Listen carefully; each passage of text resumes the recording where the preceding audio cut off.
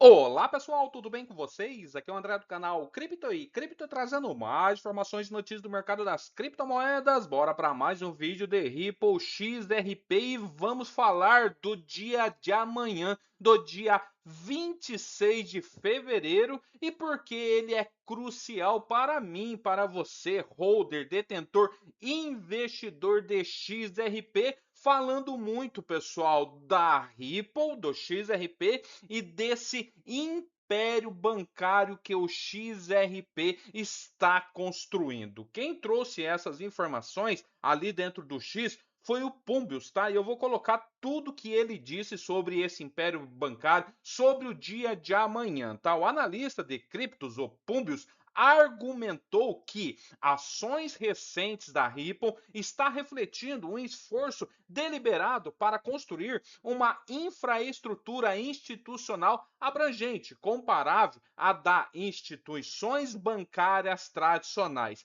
Em sua publicação ali dentro do X, ele afirmou que a Ripple está construindo o império bancário e identificou o dia 26 de fevereiro, né, mais conhecido como amanhã, né, do ano de 2026, como uma data crítica que os participantes do mercado pode estar subestimando. Segundo Pumbius, entender a direção que a Ripple está tomando exige examinar aquisições e posicionamento regulatório da empresa como componentes interconectados. E ele afirmou ali na sua publicação que a Ripple está montando uma estrutura institucional completa, semelhante às instituições financeiras tradicionais, adicionando recursos regulamentados de forma sequencial e não aquele recurso ali isolado. Então, pessoal, o que ele traz aqui nessa publicação, aqui ele já colocou, ó, dia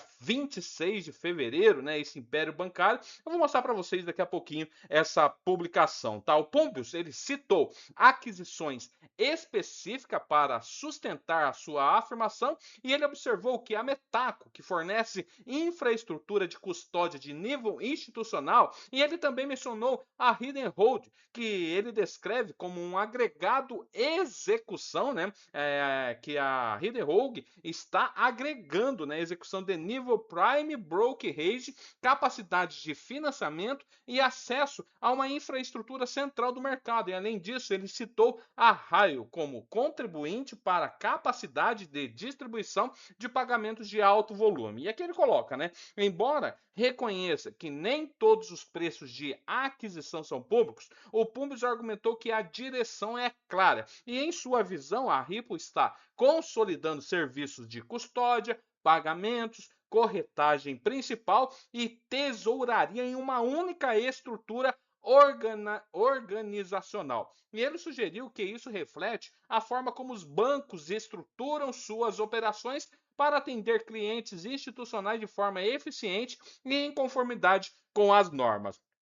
Além, né, dessas aquisições, o Pumbius também enfatizou o progresso da Ripple no processo regulatório dos Estados Unidos da América, particularmente no âmbito de programa de bancos fiduciários no escritório de controlador da moeda, que tem as siglas OCC. Ele mencionou também as aprovações condicionais citadas entre a empresa que avança nesse processo. Ele também descreveu a entrada do perímetro regulamentado como transformadora. E segundo a sua análise dentro do X, uma vez que uma entidade opera dentro desse perímetro, ela passa de buscar permissão para se tornar parte do sistema financeiro aprovado. O Pumbius também relacionou, pessoal, a expansão institucional da Ripple à análise da Comissão de Valores Imobiliários dos Estados Unidos, a SEC, sobre os ETFs, né, ativos de cripto, proposto então pela T. Hauser Price. Até falei para vocês sobre a T. Hauser Price,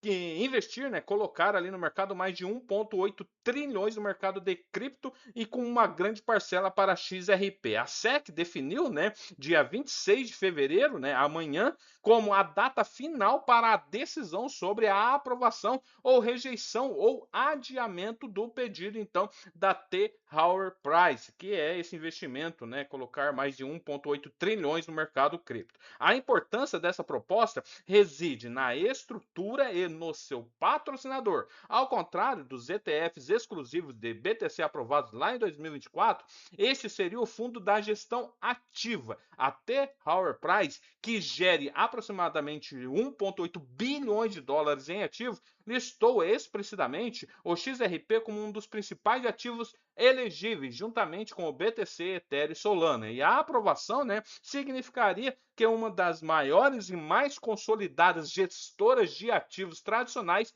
incluiria formalmente o XRP em um produto de investimento regulamentado. Pumbo sugeriu que tal aprovação, então, representaria mais do que um lançamento de um novo fundo, tá? Ele descreve como um marco que poderia facilitar então as locações de fundos de pensão, contas de aposentadoria e outros fundos institucionais de capital. Ele ensinou ainda que quando uma empresa dessa dimensão lança um produto de cripto, os bancos e corretoras concorrentes são obrigados a oferecer produtos semelhantes aos seus clientes. E para concluir ele, né, o Pumbis fez uma pergunta direta para todos.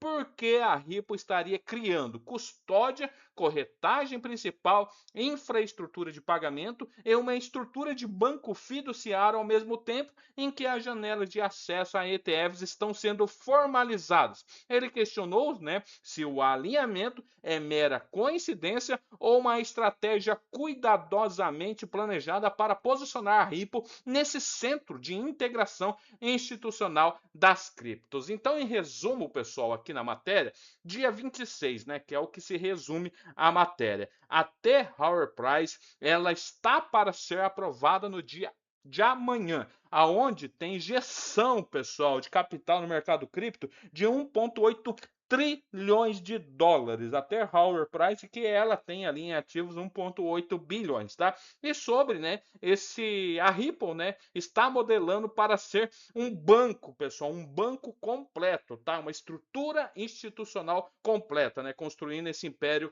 bancário. Nessa publicação, né, o Pumbis coloca aqui então, né, a Ripple, né, construindo esse império bancário, amanhã, dia 26, né, uma data muito top para a Ripple, e ele coloca aqui, né, a Ripple está construindo um império bancário e 26 de fevereiro é um prazo que ninguém está acompanhando. Ampliando a perspectiva, a Ripple está montando toda a sua infraestrutura institucional da mesma forma que os bancos fazem, um componente regulamentado de cada vez. As aquisições contam a história. A Metaco forneceu à Ripple o serviço de custódia institucional, a Hidden Hold adiciona execução ordens de primeira linha e financiamento acesso à infraestrutura real do mercado. E a Raiu integra a distribuição de pagamento de alto volume. Alguns preços são públicos, outros não, mas a direção é óbvia. Custódia de pagamentos, corretagem de primeira linha e infraestrutura de tesouraria sobre o mesmo teto. Agora adicione a questão do banco fiduciário da OCC e a Ripple já está trilhando o caminho do sistema bancário americano com, entre aspas, aprovações condicionais, fecha aspas, citadas entre empresas nesse processo. E esse é o segredo. Uma vez dentro do perímetro regulamentado, você para de pedir permissão, você se torna o sistema que as instituições podem usar. Então temos o dia 26 de fevereiro, né, de 2026, amanhã, a SEC definiu essa data como um ponto de decisão em um processo de registro federal relacionado a um ETF de cripto proposto pela T. Rowe Price. E esse é o calendário que define quando, né, os alocadores tradicionais terão então acesso mais facilitado aos ETFs. Então pergunte, por que a Ripple estaria criando essa estrutura de custódia e corretagem, pagamentos e bancos fiduciários juntamente quando as janelas de acesso de ETFs estão sendo formalizadas? Coincidência ou sequência? É uma publicação que enfatiza muito esse banco e principalmente o dia de amanhã, né, dia 26, ali uma aprovação do ETF da T. Rowe Price. Então, pessoal, temos que ficar ligado amanhã que isso pode ser muito bom para o mercado de XRP como o mercado ao todo de cripto. Beleza? Valeu, até mais. Tchau, tchau.